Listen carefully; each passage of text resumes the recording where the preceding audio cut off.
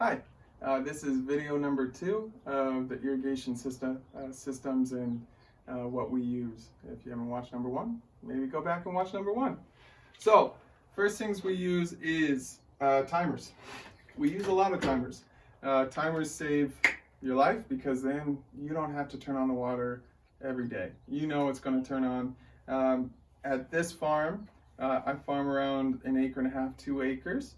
I will run 2 of these 4-slot timers as my mains, and then they go out and I split it into 2 more timers. So I end up using 10 total timers on 1.5 acres, which is a little bit overkill, but I also don't have a ton of water pressure, so I can't just turn it on and let it go. So timers, super important. Next thing, dosatron. In our first year, we hand fertilized, dropping a little drop of fertilizer at every plant. That is, I don't know if there's enough time in the world to continue to do that. So we switched to a fertigation system.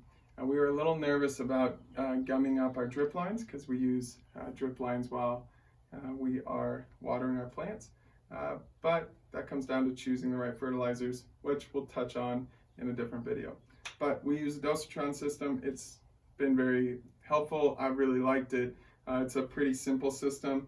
It's clean water in, goes clean water in like a hose right here, and then it fertilized water out. You can set your consistency, all the different however strong you want your fertilized water to be. And yeah, love the dosatron. It's great. Filters. We're going to go out and look at my main filter too, but I use a lot of filters. I will irrigate off of an open water source. It's an irrigation canal. It's great. It's beautiful. But it means my water is really silty. Pretty dirty, and I end up filtering my water 4 times by the time it hits my plants.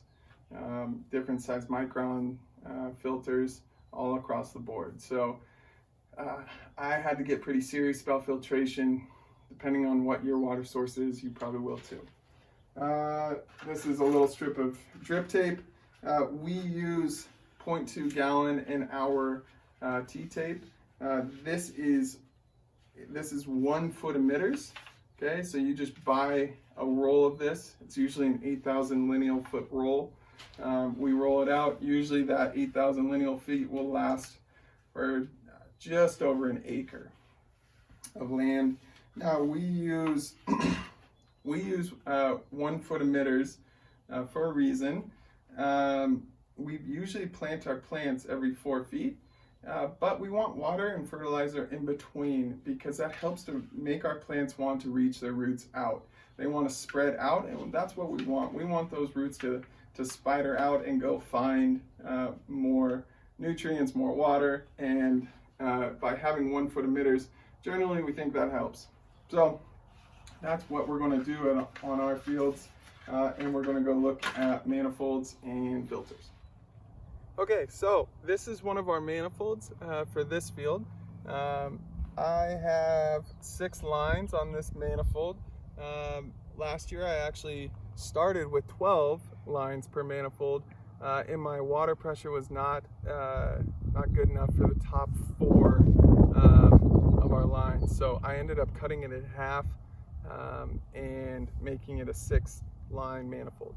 That's one of the little fun things that you'll get to figure out for your farm, is finding the right mix of water pressure, amount of time you have to run your water to be able to get all your plants the amount of water you want, and you might have to cut your manifolds in half. So I will have my drip lines. I will staple these drip lines down. That's pretty important, and I'll actually stake my my manifolds. This drip line is pretty cheap, it's great, but it also flexes in the sun. So in the mornings it'll be crimped, and then in the sun it expands. Just a fun little thing you get to play with. if you kind of stake your manifolds, that'll help with not having super wavy manifolds. It's not a big thing, but we always hook up our hoses down to our main. Wherever our dosatron is, that's where the hoses are going to go. So this is our manifold. It's not quite set up yet for the year, but we'll have it all lined out as the season goes. Okay, so this is my main filter. I put this in last year. This is my 3-inch main coming in off my irrigation canal. And once I put this in, it really did help my irrigation water be so much cleaner.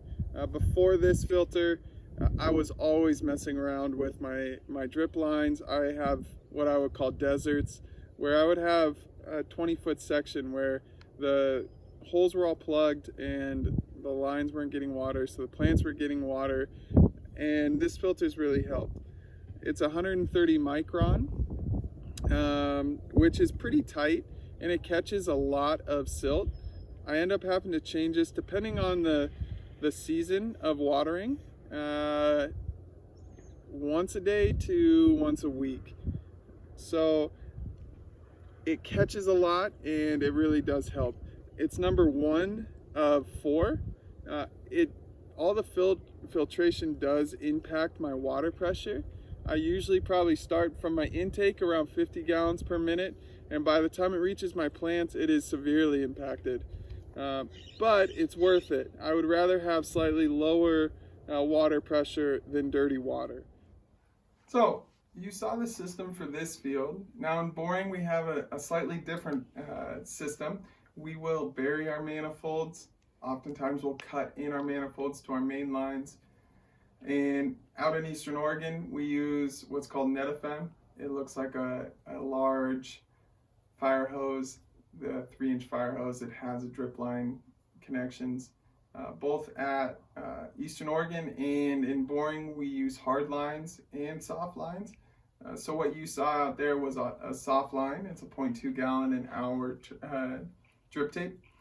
In boring, we use 0.5 gallon hard lines, which means we end up watering usually about a half hour to 45 minutes per zone. Here I water an hour per zone. And in Eastern Oregon, we have 0.5 gallon an hour, but we water an hour per zone there. It's hotter and it evaporates more. Different farms, different fields call for different amounts of water, but generally hemp is not going to take as much water as a lot of other agricultural commodities, and we end up using a lot less water with our drip systems. Overhead is not quite as efficient, but if you have a pivot system already set up, why reinvent the wheel? Hopefully this video was helpful. Boring Hemp Company, named for the town of Boring, Oregon, not the genetics.